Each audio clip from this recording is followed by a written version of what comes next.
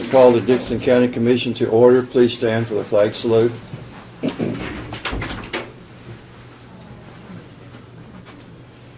I pledge allegiance to the flag of the United States of America and to the republic for which it stands, one nation, under God, indivisible, with liberty and justice for all.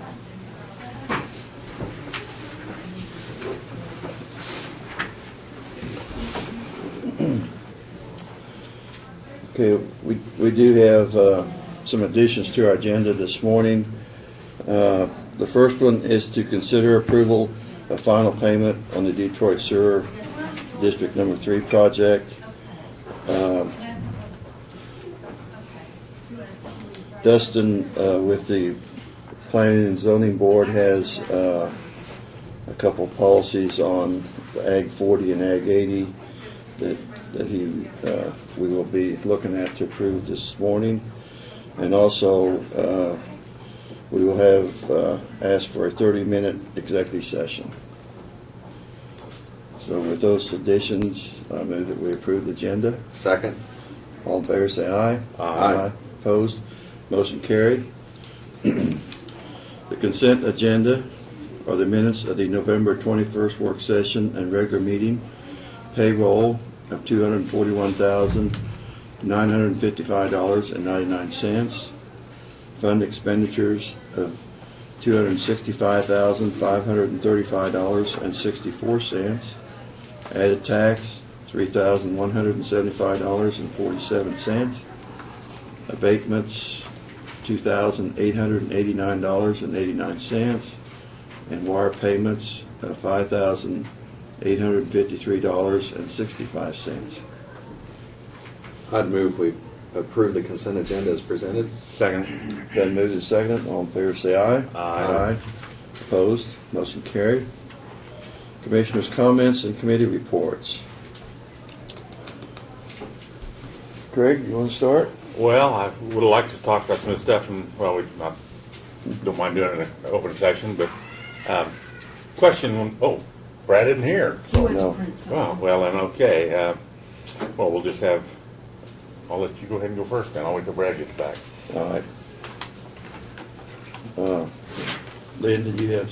I don't have anything at this Okay. time, so I'll load up Well- next week. Well, it seems like I did attend a lot of things since we didn't meet last Thursday, 2 weeks ago. Craig and I attended over at Chapman when they had the Blue Ribbon Award ceremony over there, and that was really a nice honor for the Chapman High School to receive that national award. And they had a very, very outstanding awards program that day. Also, I think Craig and I attended the DARE program. The kids that had gone through that received their certificates here in the courthouse. I also took my granddaughter to the 4-H council meeting, and that's where I got the cookies that the 4-H kids had brought cookies and made up the boxes to give to supporters of their program. And so we've got one cookie left for you, Tim. That's all's left. And I did attend this week the Conservation No-Till meeting. It was at Sterl Hall, and I see we got the invitation here today, but it's already passed, so. And I did win a tape measure at that meeting. Last night, Craig and I attended the 4-H Extension Council annual dinner and election of officers, and we did get to meet the new county agent that will be starting in next week, 8th or 8th or 9th. Yeah. 8th or 9th. 9. So Laura Marks, which grew up in the Gibson area, but she had been the county agent in Morris County at one time, and then had another position job before she came here, but I guess I was very impressed with her. Wasn't Yes, you? very knowledgeable, yeah. I guess the first thing she asked me is what the commission viewed that were things that they would like for her to, programs and things that we would like to see take place in the county. And so hopefully, I told her we could schedule a time that she could come in at a work session and we could discuss those things with her. Yeah, I talked to Jill already, Martinson, about coming in right after the first year, so. Our department head meetings, is that next week or when is it? I think she might be coming with Jill, she Yeah. said to that, so Good. I don't know if they could come Where they can, a little ahead of time or. yeah, maybe I did talk to her about coming in for that work session, now that you mentioned it. I'll go back and look at my email, so. Well, you might try to work out a time because I think, like I say, I think we could have a time that we could visit with her a little bit about what her plans are and maybe give her an idea and direction of some of the programs that we'd like to see take place. And I think I've covered everything. Now, since Brad's back, I had a couple Yeah, of questions all for right. Brad. When we had the problem over at the Detroit, or the Talmadge sewer system, who is, when Paul's gone on extended vacation, who's really his backup? Martin is? Okay. Okay, that's what I was wondering, who was the go-to guy if somebody, when happened, okay. Martin got the call and he called me and. Okay. Yeah.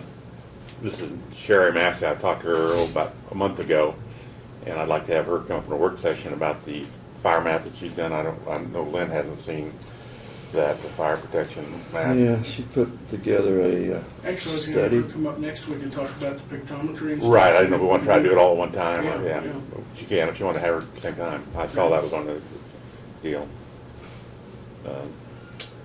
And then the question about the bridge, it's on our agenda now for the bridge problems we're having, the insurance stuff. That's all already on the agenda. Yeah, in case, I did win a first bingo last night, in case anybody doesn't know about it. Yes, I know, Craig.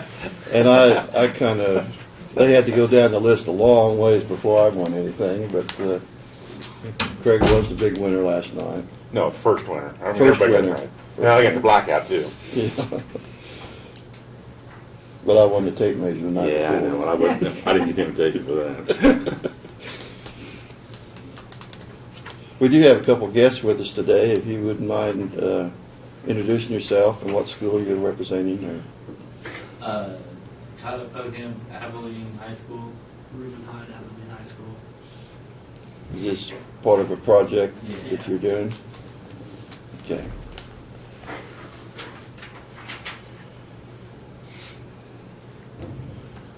Guess we've done all that. Presentations of petitions, proclamations, and other public comments. We have none today, so Brad, I guess you can Yeah, start. you got a pretty good list here, I'll try to Yeah. slide through it. Of course, we get fuel bids back on the 26th of November for diesel fuel. And Roxy got a little bit on that. The next item, I'm sure Doug will probably talk about what Doug wanted to do with that, so I'll skip over that. We did have, as Craig mentioned, we had an issue on Thanksgiving Day at the Talmadge Sewer lift station. We got a call from a resident there that we had a broken line just a few feet away from the lift station, and we were able to put it off until Friday, but we had three of our guys and one of Enterprises up there, and essentially had a broken line on the pressure side of the lift station, and we were able to get that repaired and back together in good time. And I don't know why those things don't happen on a regular day, but they don't. It's not always the best way to start off the Thanksgiving holiday, I guess, but I will say that our guys are always ready to go to work, and certainly appreciate their commitment to take care of those things. So the repairs for that project, of course, will come out of the Talmadge project, so the people that use it are the ones who will pay for it. So just a reminder, next Tuesday, of course, is the Dare Solomon Dare graduation here. And I believe it'll be about 11:30, just like Hopes was. Same procedure. They'll tour the courthouse and different departments, and then have their graduation and lunch and graduation downstairs. I mentioned last meeting or a couple meetings ago that we were going to be looking for the grader. I think I'd emailed you that you guys actually found one. Didn't expect it to happen quite that fast, but we found a really good one down at Wichita that we committed to. And so we got the other one on our surplus resolution today. We're very pleased to be able to pick that up. It was had less than very little very little hours on it. So very clean unit. Came from a township down around I believe Sumner County. And the story that we got was that the grader operator retired shortly after they got it, and the new guy wanted the new. Joystick. Oh, he wanted a new model, one, huh? So they traded it in. So at any rate, their change is our gain. So it should last us many years. So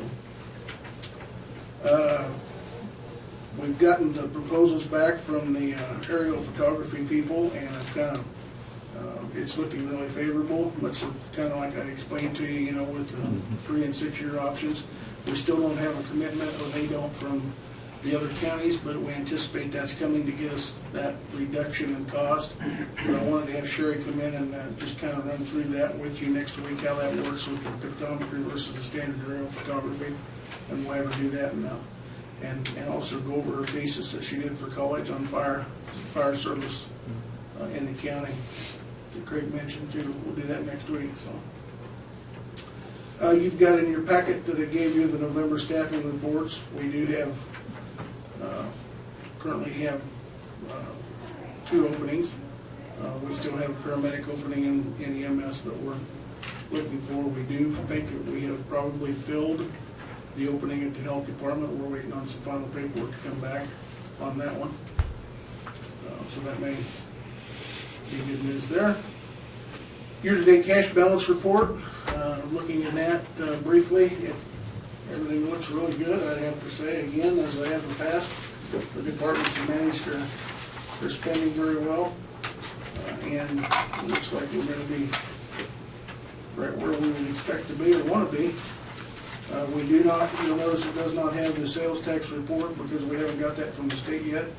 Janelle thought she'd get that this afternoon or tomorrow, but we're waiting on that. So, and I'm sure it'll start to reflect some of that downside of having interstate blocked at this point. So,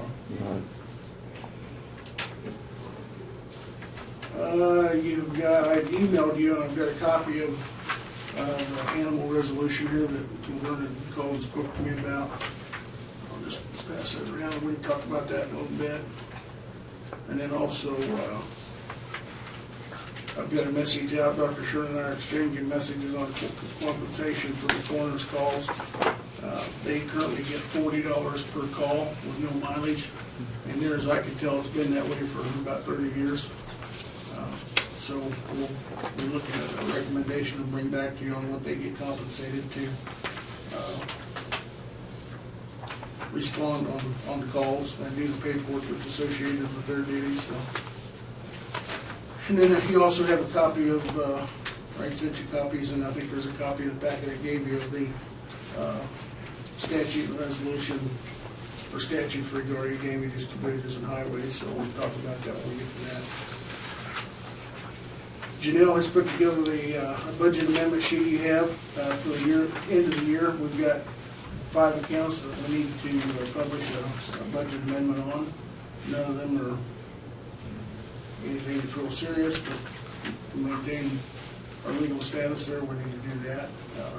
911 account, transferring some money, and we're over a little bit on what we had budgeted for employee benefits. And then over a little bit on the 911 account, which is not surprising. That's kind of a dart type thing when we budget for that. So, but it's just a technicality. Right now, we'll plan on doing that on the 19th. She thought she could get it published in time to get the window taken care of with the paper. So, let's see. We had discussed earlier about the employee compensation for 2014, and we had budgeted for that amount, and if we get to that today, we certainly like to get a decision on that one, what we're gonna do now. We have the evaluations, employee evaluations are all in, so that the HR people, payroll people can start putting together what they're gonna do come January 1, so.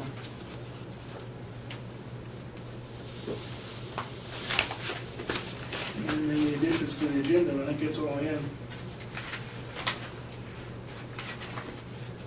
Don't you have any questions on any of that? Doug, did you have anything? Nothing other than the executive session. Okay. Could you report on your tax sale, property tax I sale? think I can. There were 5 parcels of real estate that wound up going to tax sale. Only 2 of the parcels of real estate sold. And I filed the motion asking the court to confirm those sales and then the deeds to be recorded. And there will be new owners on those 2 pieces of property. The other 3 that did not sell will go back on to the next tax sale and try it again. Part of it is that there's new taxes that are due on each of those parcels of real estate, and I think that probably discouraged the bidders. We had 2 or 3 bidders is all we had, which can be a good and a bad thing. What that means is we started with, you recall, about 50 parcels of real estate. Yeah. We were able to bar it down to where we actually sold 5, or 5 went up for sale. So that was the good part about it. The bad part is we still have 3 parcels of real estate that need to go back on the next tax sale. The 2 that did sell, did they pay the property, did the property taxes all get paid then on those 2 or not? On one of them, probably, one parcel of real estate sold for $2,500, the other one only sold for $1.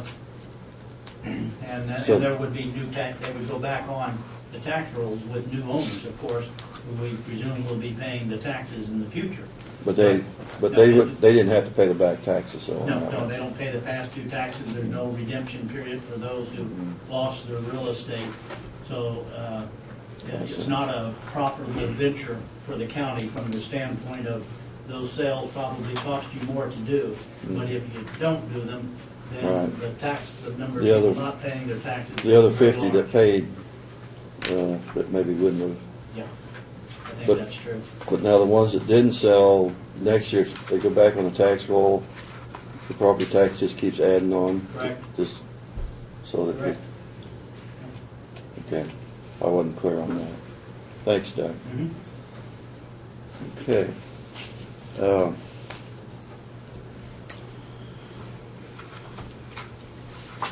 Notices and communications, the annual chamber banquet is Thursday, February the 20th, 2014. That's a little ways away, but we probably will need to let them know how many reservations on that. I guess you could remind us, maybe Barb, on that. But I did attend it last year, I think, and yes, and I enjoyed that.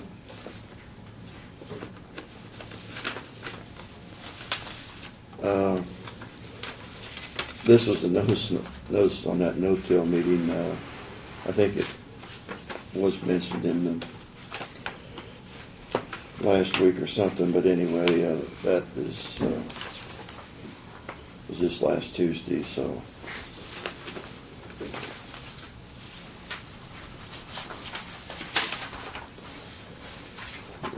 This is sent from the city. It's a public hearing on some property here in town. Maybe you know where that's at, Lynn, but I'll give that to Brad if we have any public input on changing the classification of the property is what it's about. We did have in our work session a very good work session with Central Kansas Mental Health and explaining their programs and meeting the new director there, Kathy Moser. Moser, right, thanks, Lynn. Newsletter from North Central Planning Commission, and a newsletter from NACO and another magazine.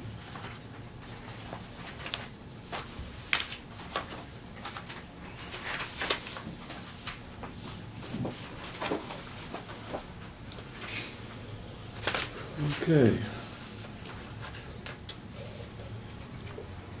You want us, introduction and consideration of resolutions. We have this one resolution on holding back 15% insurance payout on damaged property until the property is cleaned up properly, I guess you could just. Yeah, and I just briefly told Doug you might have a couple clarifications on that, so. Yes, I did have one question on it, Doug, on there's a time period in there that says 20 days, and I'm not sure if that meant that the property was supposed to be properly cleaned up in 20 days, or whether that meant that we were just supposed to go out and look at it within 20 days. No, what it means is that the 20 days isn't for the cleanup period of time. Now, I can explain a little about that whole process if you want, Yeah. not so much the deadlines because it says what it says, but for instance, let me give you this example. When Chapman had the tornado hit Chapman, we immediately adopted the insurance lien ordinance immediately. And I drafted it, if it wasn't the night of the tornado, early morning hours, it was the next day that we drafted that and adopted it. And here's the reality of it is, John Doe has a old house over here that gets wiped out. And maybe he has a mortgage, maybe he does not, but let's assume for right now he doesn't have a mortgage on it. So that house is destroyed, the insurance company comes in, gives John Doe $50,000. John Doe says, I am out of here, and he moves. And now you got rubble and a pile of debris that's there, and no cleanup and no mechanism for it, which then later starts the process where the city then comes in and has to clean up the lot as a blight, and it goes through all of those processes, and then the city winds up paying to have the lot cleaned up. And now the city has an $8,000 bill for the cleanup on the lot, and that goes to the tax roll. And ultimately, that lot sells for $1 at the tax sale. The city ate the $8,000. So this is a procedure and this is a procedure, just like we used at Chapman and lots of other jurisdictions use, to be able to set it up so that what happens is the insurance company pays 15% of the money is withheld. So now you have, out of the benefit of that insurance proceeds, that lot gets cleaned up. And if the homeowner cleans it up and restores it and goes on, at least cleans it up, he or she gets the insurance money from it. If not, then the jurisdiction gets to use that money to do the cleanup. And that may not seem like a big deal, but you take a big enough tornado and people leaving lots or uninsured and can't clean up, etc., it would become a huge hit for any jurisdiction to take. I just used the example of Chapman, and we had several that were cleanup, that the insurance kicked in and we were able to clean up. And that made a huge difference, and you're talking about the number of homes that were destroyed and people just abandoned them. And that would have probably have hit Chapman at $70,000, $80,000 or more had they not have had that in place, and that's a lot of money for a small town. What Laverne's, I'm getting back to, out in the country though, say we have a tornado goes through, or high winds. And then Laverne's instance was, well, when he wants to clean it up himself, how long does he have to clean it up then before? That would be something that Dustin will That's- make a determination. that's what- He'll make a quick determination within that 20-day period of time is, does the county need to hold that money?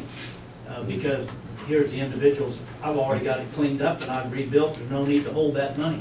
And he's only holding 15% of the. Only holding yeah. 15% So if you got a of the $10,000 policy, you'd be holding $1,500 the county would be. Yeah. Yeah, okay.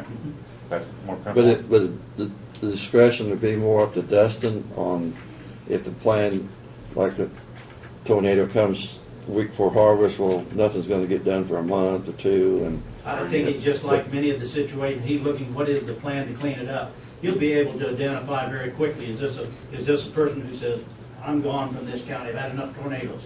Or is it one who's saying, I'll get to it as quickly as I can, the money is still held? Yeah.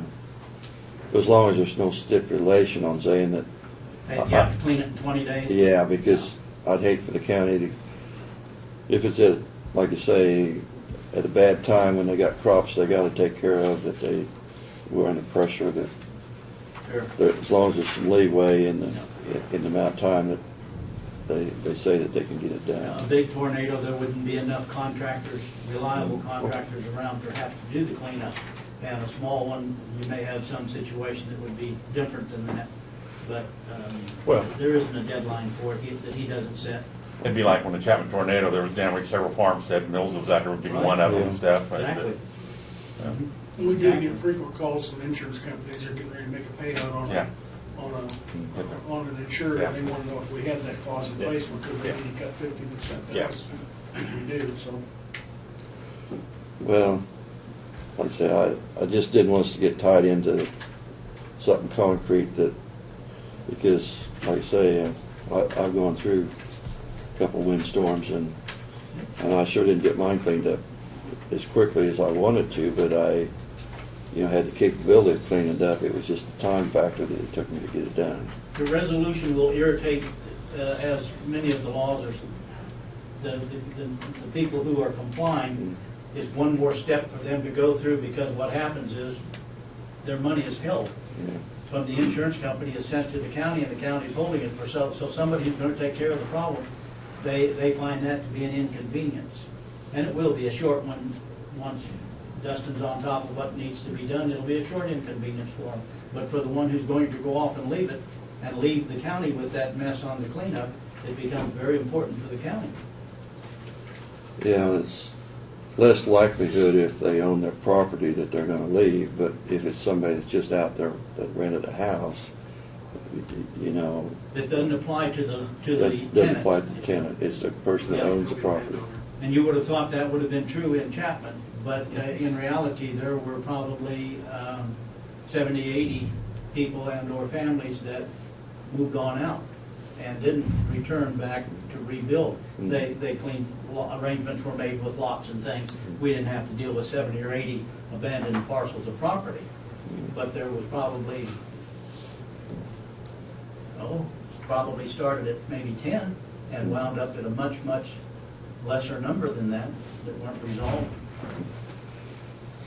Well, as long as Dustin has some, and you think, as long as Dustin has some leeway in trying to work with the people, if there's good intent that they're gonna clean it up, I guess.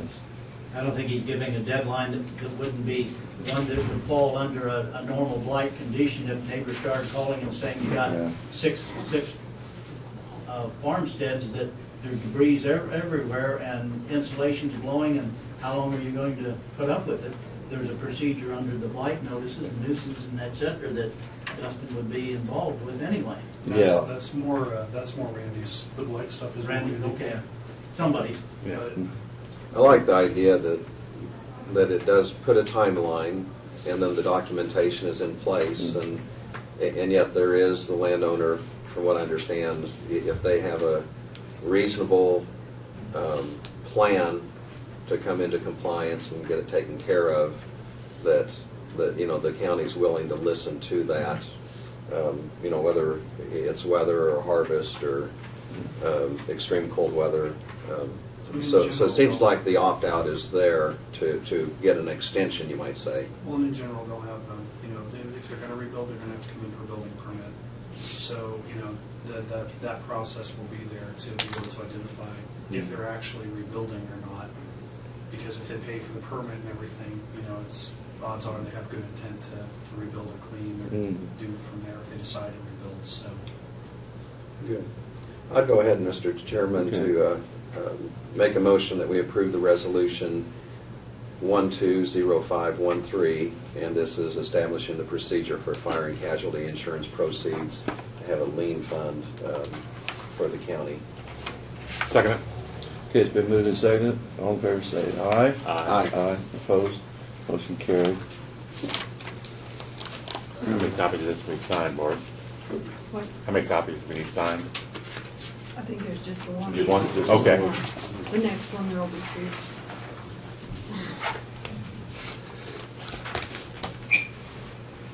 Barb, you will need to publish This one? Yeah. Okay, one time.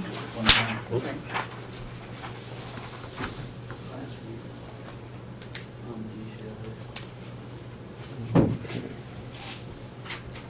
And we have another resolution to declare certain items as surplus.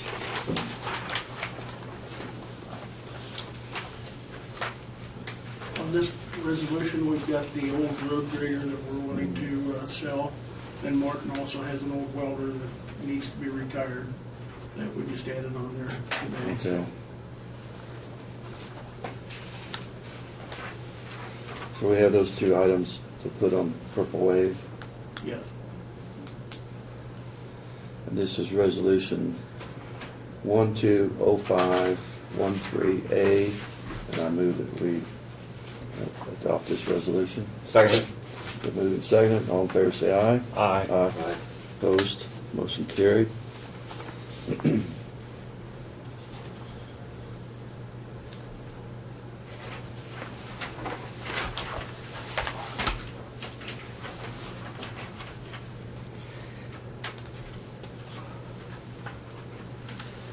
Does Martin have those items cleaned up, ready for photos? And If he doesn't, he will have. yeah. Well, I think that's, having them cleaned up and getting a good photo is a big part of You bet. how they sell. Okay. Another resolution is the Dixon County Commissioners are hereby authorized to approve and confirm the appointment of the following individuals to act as assistant deputy district coroners for Dixon County. And Dr. Doug Shern has been He is the he deputy is coroner, he is the deputy coroner. But these would be assistants to assistant deputies. Assistant deputy. Okay, and the names were Dr. Brian Holmes, Dr. William Short, Dr. Heather Blauser, is that? Blauser. Dr. Wendy Dingle, and Dr. John Moser. So I move to approve this resolution 120513B. Second. Been moved and seconded. All in favor say aye. Aye. Opposed? Motion carried.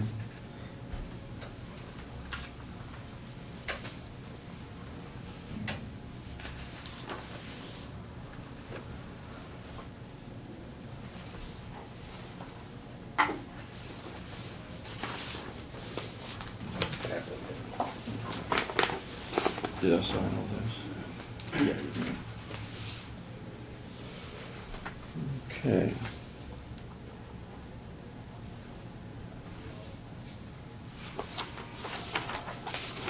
Is that all the resolutions in? That's all the resolutions. yeah. So we move on to other business. We have consider approval for the final payment for the Detroit Sewer District Number 3 project. Question about that. When's the access road? Is that part of this? That's payment? not part of this. Okay. The access road into Larry Right. Carl's property, that's on us. Oh, okay, okay. And that was not a part of the contractor's agreement, so, I just, I knew that wasn't done yet, and I just, yeah. okay. Yeah, the permit has been obtained from KDOT. We got one permit and it wasn't far enough south Right. over the hill, so Right. we redid it. Yeah, I remember that. We've got the second permit, now it's just a matter of getting out that done. Okay. So, and with the weather, getting in Yeah. winter, it might be spring, but Yeah. we'll work with Larry and Yeah. and he knows where we're at, so. So the amount that we're approving on this application is this $121,893.65. That's correct. Okay. I move that we approve that payment for the Detroit sewer system. Second. Been moved and seconded. All in favor, say aye. Aye. Opposed? Motion carried.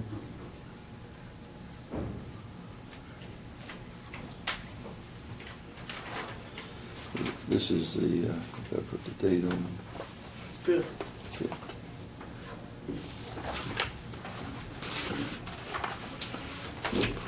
This always bothers me because the other two don't sign this, and I'm signing on the line that says owner. Thank you. Appreciate it. Okay.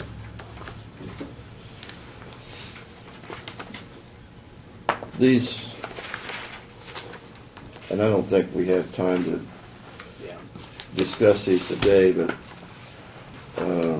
there's two things that Brad has given us in our packet here. One was on the damages to roads and bridges that we've kind of had an issue with, and I think maybe in a work session, I just wanted the other two. I guess I have some feelings about the charges that we charge, and if it's realistic to the actual amount of property that was damaged. Some things get kind of depreciated out, and whether you consider that, how much damage you're considering that to be, that was damaged, you know, if it's something that maybe is deteriorated to the point where a few years from now we're going to have to replace it anyway. I've had some concerns people have, I guess, have talked to me about, and I guess we just need to kind of get on the same page, I guess, and be able to have an answer when they ask those kind of questions, you know. The other thing that Brad gave us here, that this has came up, that this resolution was, as you can see, was put in several years back. And my concern with it was, well, it starts out to be, you think it's just a small animal thing, but it does, the title does include domestic animals, which is really any livestock. And the concern that some people have related to me on it was, in the past, was when they have cattle get out, and if the sheriff, if he's following what this policy says, is, you know, he has to go out and give them a ticket for it, and they have to appear in court, and then it's, but there's different, well, first offense, second offense, and third offense, and they could get thrown in jail. And I guess I've had some farmers ask me, well, if I get thrown in jail, it's going to be kind of hard for me to feed my livestock. And I guess their concern is that some of them have multiple pastures, not just one. And their biggest concern was, even though they had good fences, I know this law or this resolution kind of dealt with whether it was just poor fencing was the reason they were getting out or not. But the farmers that I've talked to, their concern was that if they had good fences and something scared the cattle, and that could be a mountain lion, it could be a thunderstorm or lightning or other influences, and the cattle, when they do get to running, it doesn't really matter. A 6-wire fence is probably not going to stop them if they're going to all hit it at the same time. So, you know, there are some circumstances when cattle get out, and then. Which one of the deals are you looking at, Errol Vernon, deals with that? I'm trying to read Well, through here real quick. You see, it kind of, it starts out mostly talking about small animals, Right. but it really does include domestic animals. Well, I was just looking there to see where you were, which one of these sections you were looking at, though. So I Yeah. could be in the same place.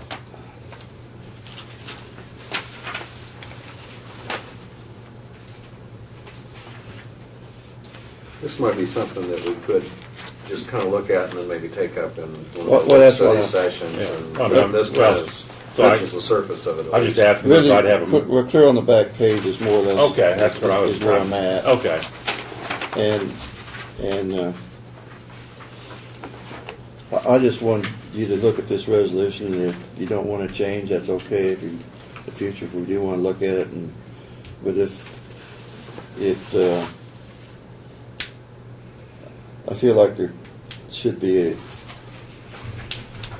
for somebody that, you know, that's letting their cattle out all the time, you know, I don't have sympathy for them, but the people that try to do a good job and something scares the cattle and they go through the fence, you know, the one person said, well, I've got animals in 10 different pastures, and the likely that it's going to happen is probably going to happen because of just the circumstances, you know. And he said, first offense isn't bad, but the second offense, you know, and the time you get to the third offense, if you ever got to that point, you know, he said, what am I supposed to do then? So, I think, I'll just make one comment now, I'm going to deviate to Doug, but under section 3, under restraint, it says an owner shall not allow his or her dog or domestic animal to be at large at any time. Lightning, thunderstorm, that's not allowing. Is that correct, Doug? I mean, Right? if it's something that happens outside of your control, I don't know how you could be cited into this because, you know, now, if you didn't go out and fix it, if you're the person that has one strand of wire across the draw and the cattle are continuously getting out, and it's a factor that it's under your control, then that might be a different situation where you have some control and you're allowing, but I can't see how you know, if the lightning strikes or a bobcat or something, or a dog or coyotes or something scare your cattle, how you can be held responsible for that unless you trained a coyote, or, you know, I just, because it wouldn't be allowing it, and I'll shut up because that's more Doug's. There's two parts to this, Laverne, actually 3 parts. And let me take number 3 first. Your daughter's coming back from college, and she runs into a cow on that road and is killed. That's a very, very big deal that somebody's cow's on the road at night when that car's coming down the road. So that's the extreme of it. The first 2 that you take a look at, in a civil case, cow gets out, somebody runs into the cow, and an insurance claim or a lawsuit begins. The first thing they look at is there a history of this individual allowing his cows to get out? Was this an isolated situation? Was there a pasture party unbeknownst to the owner? Somebody left the fence open. Then those things that the farmer or cattle operator cannot prepare for. So the civil case has that distinction with it.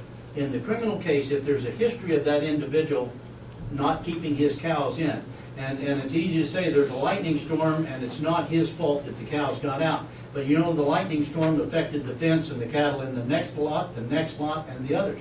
So it then becomes a determination is, had they adequately protected the people driving on the road at night within the vision of their light from a cow being out on the road, or multiple. And what happens if you take this scenario a little bit further? Farmer Jones is gone. He's gone on a trip, decided to take a trip, and the cattle are out on the road. The sheriff department comes up on it, and the cattle are out there. What happens to those cattle? Who puts them away? Who's responsible for them? Because you got the public on the roadway. And so did Farmer Jones plan accordingly? And if you leave that discretion to the sheriff's department as they come upon this situation, then they have to deal with it. So I understand it. If you say, well, let's take the cattle out of this equation because it's not the farmer's fault if the cattle got out. It may or it may not be, but the circumstances will dictate that. And so there's 2 standards. And one I've told you about on the civil case, just because you hit a cow on the road doesn't mean you're going to win a lawsuit unless those fences are shown to be substandard. And that's the standard that applies. The same would be true in this case. A farmer who has done everything he can to protect may not be subject to a penalty under this resolution, the 06 resolution. So it isn't just an automatic.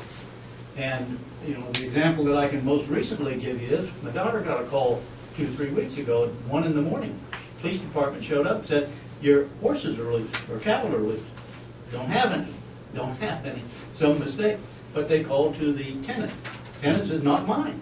But went on out there at 4 in the morning and it was a neighbor's cattle had gotten out, second time. Second time, and now that's at the middle of the night on the roadway.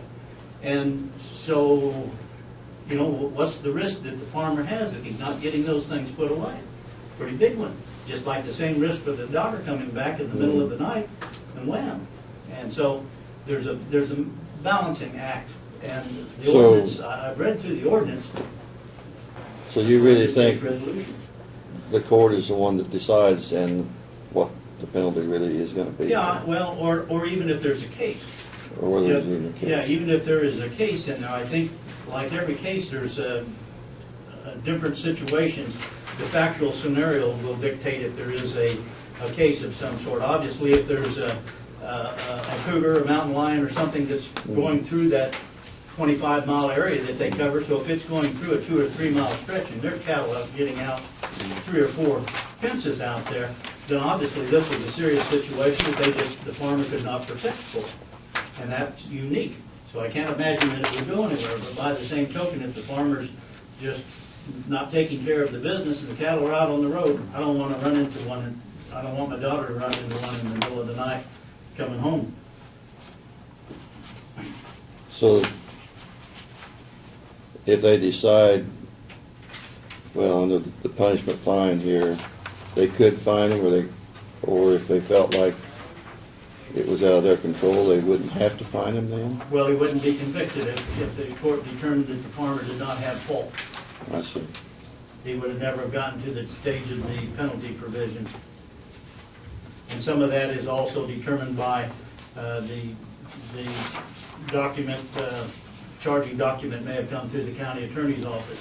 So the county attorney's office would have to make a determination, is this a case that they think there is fault and there needs to be a case filed or not. So it begins with that, just like almost every case that goes through. Either an officer in the field made the determination at the beginning, or other types of cases, the report is made and it goes to the county attorney who makes the determination. Well, I think that explains it better to me, that, it's just not an automatic thing that just takes place, and it's, The officer would have to have probable cause in the field to even issue a citation or reasonable suspicion of something. Just because the cattle are out doesn't mean the deputy's gonna issue a citation to the person. or their Unless you've been fault. called there 3 or 4 times before. Might be. It's been a problem before, and I Yeah. can tell you, we have a number of Oh, locations. I know, yeah. Well, I And know. I can go down and get the locations Yeah, I for you know. where people do not take care of their fences. Yeah. And they get called out 1, 2, 3 times a week. Yeah. So, and I remember one instance down on K4 where we had a lady that struck 2 or 3 cattle in late at night. It was a dark night. Was seriously injured, so, it's been many years ago, but I would safely say that probably the majority of the calls that deal with cattle being out, there's no citations issued because it's not any fault of the farmer or the owner. But people are very good, they are very good about responding and taking care of the problem. I will say that for the most Well, part. like I said, you get a heavy rain, washes out the fences, I mean, you can't repair them right then, if the cattle get out. It's- well, And neighbors are even good about responding and taking Well, care of their neighbors. all right. You know, so. I'll be able to answer when somebody asks me about that, because I've had that question That's a good asked to me. question. It's a valid question, certainly. Okay. Did you have anything else besides the executive session? The Ag 40 and Ag. Oh, yes, Dustin. We did bring you up here for a Dustin reason. dozed off here, Yeah. blinking back up. Yes, Dustin, let's, do you have those documents with us here? Can you get back to me? Yes. Okay. I Yes, didn't I know if they do. needed to sign them, or they I just don't, need. no, I think they just need to Just need to approve make a them. motion. They'll do it. Okay. Yeah, it's not a resolution, it's just an amendment. It's Yes. existing stuff. Dustin came up in a work session, and we have been dealing with this for a while, and Dustin took it back to the planning and zoning board, and kind of got all the details. But it's, you want 2 different motions for I think you together? can do it the same motion, but they're 2 different regulations. We have the Ag 80 Agriculture District regulation, and we have the Ag 40 agricultural district regulation, and maybe, There are amendments to those. Yeah, Article 2 and 3. Those are already existing. I put forward amendments to those regulations. okay. So we're just approving the amendments here in red? Yep. Yeah. Well, you just briefly say what it does concern. You don't have to go into detail, Dustin, but, The proposed amendment concerns creation of what we're calling a homestead lot on agricultural properties where you have a homestead and it could be surrounded by farm ground. And it allows for a smaller lot size if it meets certain criteria of being an existing home site, be that by existing sanitary sewer system and or a existing residential building. And they would file surveys and deeds and an affidavit showing who's responsible for the easements to the property. It allows a little bit more flexibility in the creation of some properties and the ability to sell properties without having to cut into farm ground. okay, we have in the Ag 80, it's section 2-109, homestead and agriculture lot splits, and in the Ag 40, we have section 3-109, homestead agriculture lot splits. So I move that we make those two amendments. Second. Been moved and seconded. All in favor, say aye. Aye. Aye. Opposed? Motion carried. We don't have to sign anything on this. Nope, just the motions. Okay. Thanks, Dustin. Thanks, Dustin. Thank you. Yeah, thanks for working on that. Okay. Now are we down to the executive session? I think so, yeah. I might explain to our visitors here, in executive sessions, there's certain things that are held as a attorney-client privilege or a personnel issue that's just discussed between us and our attorney counsel here and with our administrator usually. And so that's what we have on the today. We'll make the motion. You guys have something to sign? Yeah. If you will do that. We would go into executive session at 11:55 for attorney-client privileges. Definitely gets to be violation till 30 minutes till 12:25. Second. Okay, it's been moved and seconded. We go into executive session for 30 minutes. All in favor, say aye. Aye. Aye. Opposed? Motion carried. And it's Brad, Yeah. Doug, and Yeah. the commissioner. Yeah. I should have said that. And for the first 10 minutes of it, I would need Barb to be in it. And it has nothing to do with elected personnel issues, only Okay. attorney-client. Okay, information. okay. We got all these. You got to sign all these. Well, we were. These all these. We had all those cookies.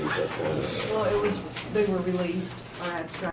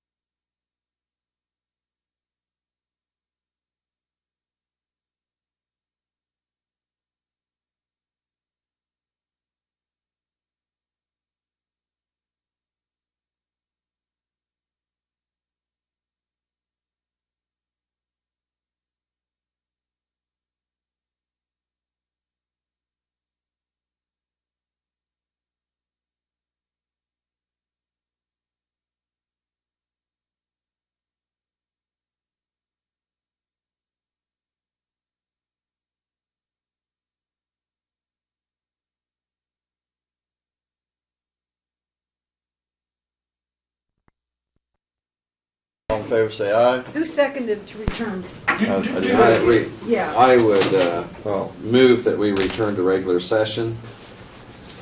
I'll second it. All in favor, say aye. Aye. Opposed? Motion carried. I would move that we adjourn. Second. All in favor, say aye. Aye. Opposed? Motion carried. I'll be